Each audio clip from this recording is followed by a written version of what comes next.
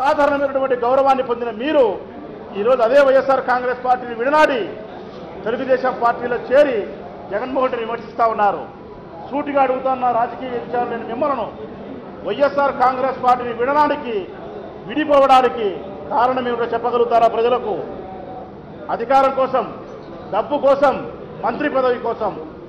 జ్యోతుల నెహ్రూ గారికి మంత్రి పదవి వస్తుందని, జమ్మలమడుగు ఎమ్మెల్యే గారికి అధికారం కావాలని, ఎస్వి మోహన్ రెడ్డి గారికి ప్యాకేజీలు కావాలని చెప్పి మీ రాజకీయ వ్యక్తిగత స్వార్థపూరిత ఆలోచన విధానంతో ప్రజలను మోసం చేసి, కన్నతల్లి లాంటి పార్టీకి మోసం చేసి పరాయి పంచన చేరిన మీరు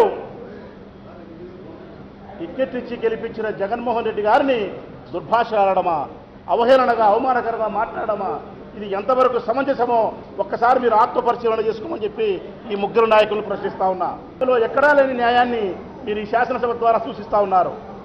నాకు అర్థం కాని విషయం ఇంకొకటి కూడా, ఒకవేళ మీకు జగన్మోహన్ రెడ్డి గారి పైన ఏ మేరకు పగ, కోపం ఉన్నప్పటికీ ఈ శాసనసభలో పార్టీ ఫిరాయించిన ఎమ్మెల్యేల చేత ఆ పార్టీ అధ్యక్షుని మీద మాట్లాడించే నీచమైన సంస్కృతి ఈ రాష్ట్ర ముఖ్యమంత్రి గారికి, ఈ రాష్ట్ర శాసనసభ స్పీకర్ గారికి చెల్లిందని చెప్పి రెండు చేతులెత్తి దండం పెట్టి చెప్పాల్సిన అవసరం ఉంది ఈ శాసనసభకు.